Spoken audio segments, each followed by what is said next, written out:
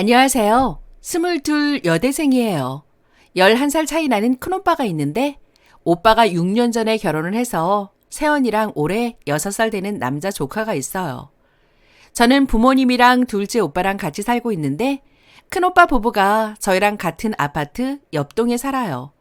부모님도 그렇고 저도 둘째 오빠도 다 성격 좋고 세연이도 좋은 분이라서 다들 너무 잘 지내요. 새언니가 지금 둘째 임신해서 집에서 쉬고 있는데 심심하면 저희 집에 조카 데리고 놀러 와서 저랑 엄마랑 TV 보고 수다 떨고 놀고 그래요. 제가 고등학생 때 조카가 생겨서 뭔가 너무 신기하고 제가 막내였는데 조카가 생기니까 막내 동생 생긴 느낌도 나고 그래서 조카를 너무 이뻐했어요. 부모님도 첫 손주니까 새언니가 조카 낳고 2년 후 다시 일할 때 조카 맨날 돌봐주고 저도 조카랑 좀 더 있고 싶어서 조카가 집에 오는 날이면 집에 일찍 들어갈 정도로 너무 이뻐했어요. 근데 조카가 말티이고 제가 혼자 볼 여건이 되면서 주말에 언니랑 오빠 데이트 하라고 하고 제가 조카 봐주고 그랬거든요. 근데 놀아주다 보면 얘가 제 방에 있던 곰 인형을 가위로 푹푹 찌르거나 유리 같은 걸로 된 무거운 영양크림통 있죠. 그거를 제 발에 계속 던지고 제가 아파하면 막 좋다고 까르르 웃고 포크로 저 찌르는 신용하면서 죽어 하고 같이 놀이터 데리고 놀러 가면 또래 친구들을 엄청 괴롭혀요. 근데 여러 명을 괴롭히는 게 아니라 한 명을 집중적으로 괴롭혀요. 괴롭힘 당한 꼬마아이가 울고 제가 말린다고 안고 있으면 안긴 상태에서도 발버둥 치면서 저거는 죽어, 너 죽어 하면서 악쓰고 막 그래요. 그럴 때마다 제가 그러면 안 된다고 과위로 인형 찌르면 인형이 아파해. 이런 거 고모 발에 던지면 고모 발 아야 해. 죽어 같은 말은 하는 거 아니야. 나쁜 말이야 하면서 잘 타이르고 못하게 하고 가끔은 손등 탁 치면서 따끔하게 뭐라 하고 그래요. 그럼 5살짜리가 도끼는 뜨고 노려보면서 넌 죽을 거야 이러기도 하고 진짜 집이 떠나가라 악을 쓰고 울다가 숨도 잘 못 쉬고 막 그래요.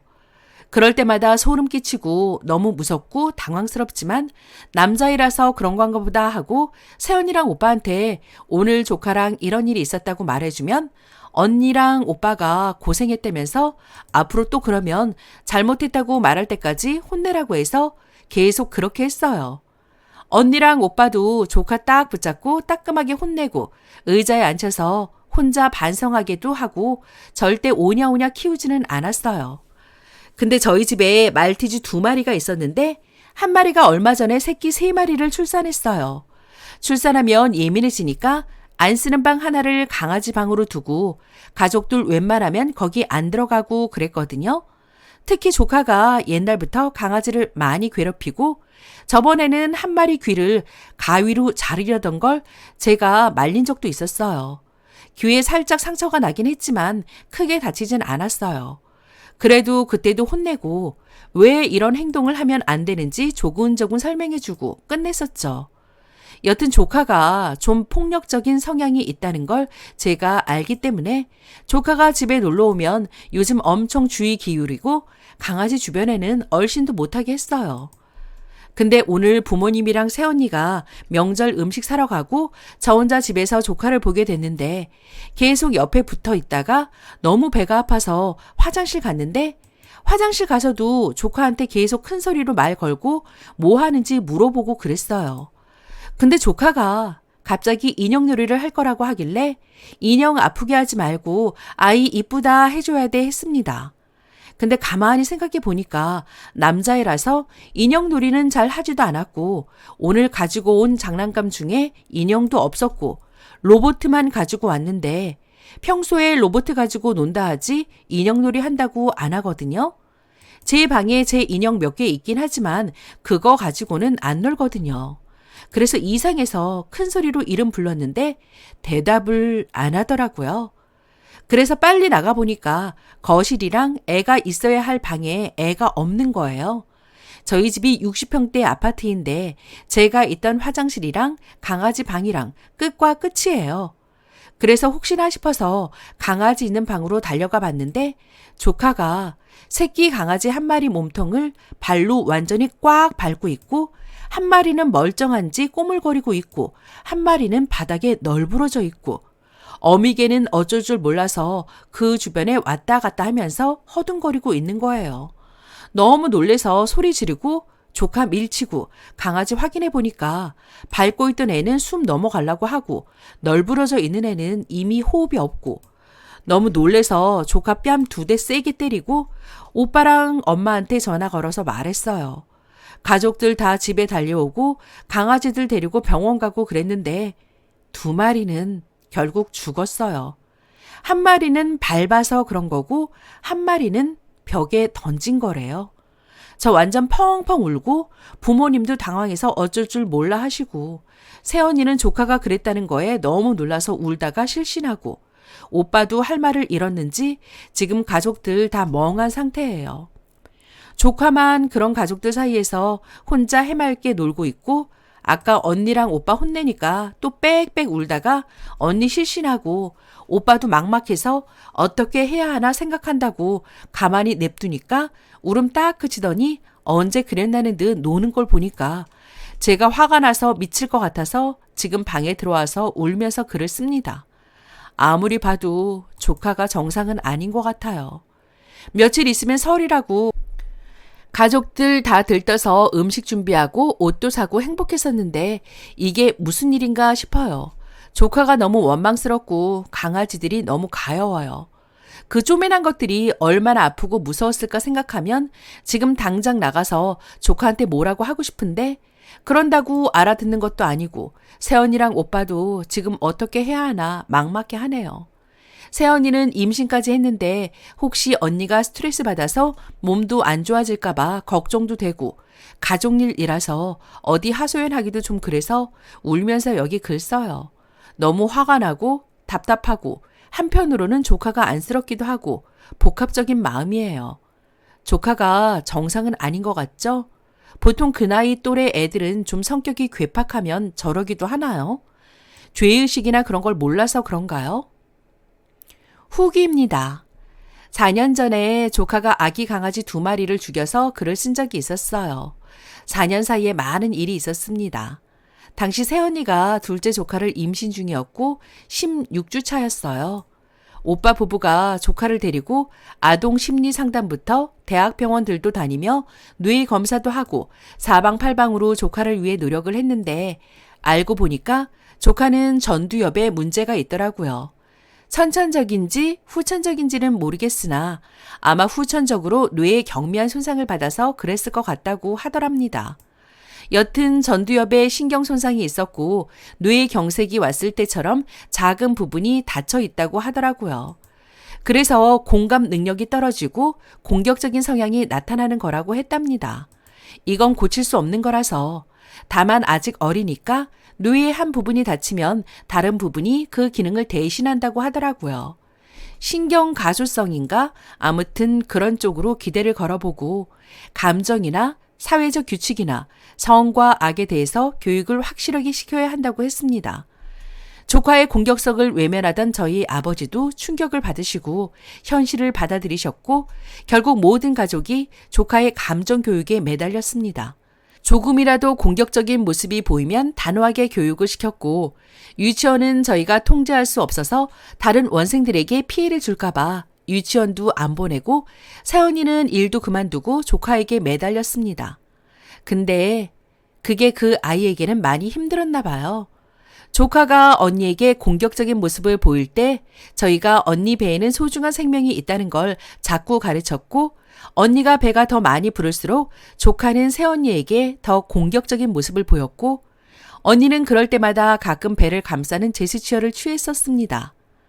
그러다가 새언니가 임신 26주차가 되었고 어느 날 언니가 거실 바닥에서 조카랑 낮잠을 잘 때 조카가 혼자 깨서 소파에서 언니 배 위로 뛰어내렸습니다. 결국 둘째 조카를 그렇게 보냈고 언니는 척추에 심한 손상을 입어서 재활치료를 꾸준히 받고 있지만 아직도 지팡이라도 없으면 걷지 못합니다. 지금 조카는 저희가 있는 곳에서 1시간가량 떨어진 정신병원에 입원해 있습니다. 언니는 그 후로 아직 조카를 보러 가지 못했습니다. 새언니는 허리를 다치고 다리를 절고 둘째를 떠나보낸 것으로 모자라서 어떻게 보면 첫째도 잃은 것이고 그 충격으로 말을 많이 더듬게 되었고 기억력이 많이 안 좋아졌고 저희 오빠는 공황장애가 생겼고 그런 오빠 부부를 부모님이 챙기기 위해 그리고 다리가 불편한 언니를 위해 가족 모두 좀 더 큰 전원주택으로 이사했습니다. 그 과정에서 당시 상견례를 앞두고 있던 둘째 오빠의 결혼은 무산되고 저도 독일로 교환학생을 가려고 했었는데 포기하고 1년 휴학했었습니다. 지금은 그래도 저희 가족 많이 웃기도 하고 잘 이겨내려고 다들 노력 중이지만 그래도 단편적으로 보면 부모님은 칠순을 바라보는 연세에 이런 고초를 겪으시면서 4년 사이에 오랜만에 보는 사람은 깜짝 놀랄 정도로 많이 늙으셨습니다. 큰오빠는 아직 공황장애가 있고 그래서 운전도 잘 못하고 사람 많은 곳은 아직 꺼려합니다. 원래 당시에 연봉 7,300만 원을 받으며 잘 나가던 오빠였는데 집에서 재택근무를 하면서 월에 300도 못 버는 걸로 알고 있습니다.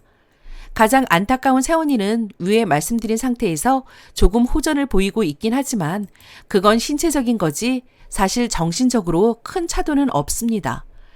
둘째 오빠는 작년부터 다시 연애를 시작했고 올해 가을에 날짜를 잡았는데 자신은 결혼을 하더라도 딩크족으로 살겠다고 새언니 될 분과 합의를 했다고 했습니다. 원래 아이를 너무 좋아하던 오빠였는데 이유가 뭔지 저희는 말 안 해도 알기 때문에 그냥 고개만 끄덕였습니다. 저는 그냥 그 안에서 막내로 가장 잃을 게 없는 존재로 그렇기 때문에 아직 밝게 지내기 위해 아직도 고군분투 중입니다. 후기를 쓰는 이유는 이 글을 보는 여러분, 집안 모두가 정상이고 이렇다 할 이유가 없다고 아이의 특이함을 그냥 지나치지 마세요. 조금이라도 이상하면 의심하고 걱정하는 게 맞다고 봅니다. 저랑 둘째 오빠는 아직도 가끔 둘이 술 마실 때 이야기합니다. 우리가 그때 임신한 언니를 배려해서 조카를 우리가 돌봤더라면, 아니면 조카를 좀 더 일찍 병원에 입원시켰더라면, 아니면 조카가 공격적인 성향을 보일 때 더 단호하게 교육을 시켰거나 병원에 데리고 가봤다면 우리 가정이 이렇게까지 풍비박산 나지 않았겠지 합니다. 그렇지만 이미 늦은 거려. 아무쪼록 4년 전에 걱정해 주시고 조언해 주셔서 감사했으며 여러분들의 가정에 건강과 행복이 가득하길 기원드립니다. 댓글입니다. 그 특이함, 제 동생도 있습니다. 7살 어린 여동생인데 태생부터 상당한 성질에 돌보던 모든 이가 두 발을 들 정도였고 동물을 대할 땐 싸늘한 눈빛으로 손을 목부터 갖다 대며 조르는 모습 아직도 선합니다. 헌데 부모님은 예쁘장한 외모의 막내가 그저 성격이 독하다며 많이 예뻐하시기만 할 뿐 전혀 문제점을 보려 하지 않았습니다. 동생이 이상한 짓을 한다고 말하면 질투로 치부하며 되레 제가 크게 혼났어요.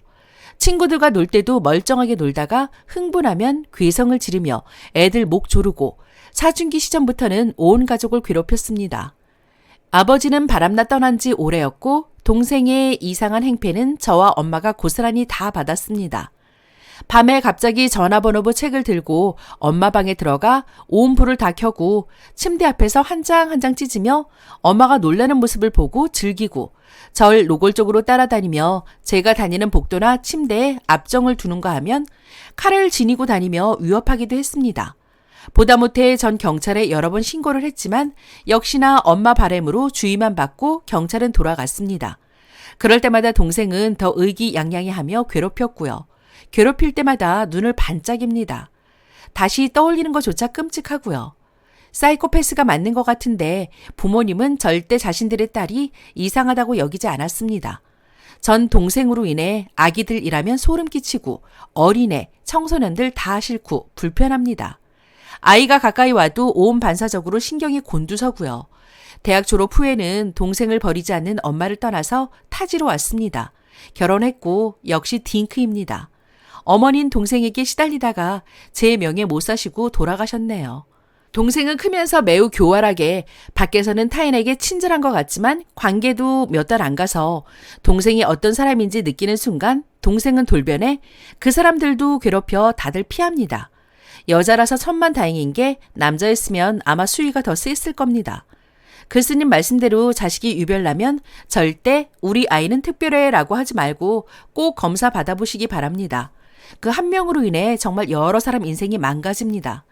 현재로서는 치료법이 없기 때문에 격리되어서 다른 사람들을 보호해야 한다고 생각해요. 정말 무리에 있어서는 안 되는 부류입니다. 참고로 누나는 공부 굉장히 잘했어요. 초, 중학교 때는 공부 그렇게 잘하지 않았었는데 나중에 좀 치료받고 행동이 안정선 안에 들어가고 나서는 성적이 급 미친 듯이 올라서 수능도 진짜 잘 받고 지금은 학교 굉장히 좋은 데 다니고 있고 중간에 한번 휴학해서 이제 마지막 학기고요. 장학금 엄청나게 받았어요. 대학교 성적은 정말 최고였어요. 친구 적고 남자친구 없었던 것 빼고는 겉으로 보면 정말 모를 정도로 적응 잘하고 있어요. 공격성을 억제하는 작업은 여러 가지로 이루어졌어요. 중고등학교 때는 집에 햄스터 같은 것도 키웠고요. 그걸 키우면서 일지를 계속 쓰는데 쓰고 싶은 걸 다 쓰라고 하거든요. 그러면 누나는 먹은 사료의 양이라든지 물의 양 이런 거 수치를 굉장히 자세하게 적고 그랬어요. 귀엽다, 예쁘다 이런 말은 없고요. 근데 중요한 게 이거 귀엽지 않아? 이쁘지 않아? 이런 걸 강요하는 말을 하시면 안 돼요. 훈련도 힘든데 정말 더 힘들어 하거든요. 그런 건 건드리면 안 돼요. 그걸 죽이지 않고 계속 키우면서 죽이지 않고 잘 다뤄준다는 걸 꾸준히 반사적으로 몸에 익히는 거죠. 가족분이 안타까운 마음에 잘 모르는 상태에서 도와주시려고 하시다가 오빠분을 훨씬 더 악화시킬 수도 있어요. 치료할 때는 가족들도 교육을 엄청나게 받거든요. 저야 처음에 나이도 어렸고 동생이니까 대처 방법이나 이런 것만 조금 배우고 나중에 더 배우고 그랬지만 처음에 부모님이 정말 죽을 힘을 다해서 누나를 돌보셨어요. 특히 사회 적응 프로그램 할 때요. 치료 중에 집에서 대화하는 시간도 있는데 대화 시간을 잡아놓고 이런저런 이야기를 해요. 우리야 그냥 수다지만 누나에게는 이것도 굉장히 힘든 훈련이고 자기를 참아야 하는 시간이고 적응해야 하는 고된 일이거든요. 그런데 이때 해야 할 이야기와 하지 말아야 될 이야기 같은 게 있어요. 그걸 가족들도 다 교육받으셔야 되고요. 병원 가면 책자 같은 거 주고 그래요. 그럼 그거 외우고 위에서 제가 행동에 선을 긋는 작업이 있다고 했죠. 신문이나 뉴스 같은 걸 보면서 그런 걸 정리를 해요. 이게 사회적으로 왜 용인이 되지 않는 행동인지. 다시 말하지만 누나는 그걸 파악하는 능력이 부족한 거니까요. 미국에서 정신과 하는 사람인데 아이들의 정서적 문제는 부모님들이 알아차리는 것이 가장 중요합니다. 기침 조금만 해도 바로 소아과로 달려가고 열은 조금만 나도 응급실로 바로 가면서 정신적인 것은 일부러 보지 않으려고 애쓰는 경향이 있죠. 정신도 아프면 병원으로 가셔야 합니다. 일찍 알아야 손이라도 써보거든요. 어른들도 마찬가지입니다. 정신과 상담을 받는 것이나 몸이 아플 때 병원 가는 것이나 다르지 않습니다. 조금이라도 이상하다 싶으면 상담을 꼭 받으시길 바랍니다. 사이다 썰 라디오 구독, 좋아요, 공유, 댓글 많이 남겨주시고 다음 사연에서 다시 만나요. 감사합니다.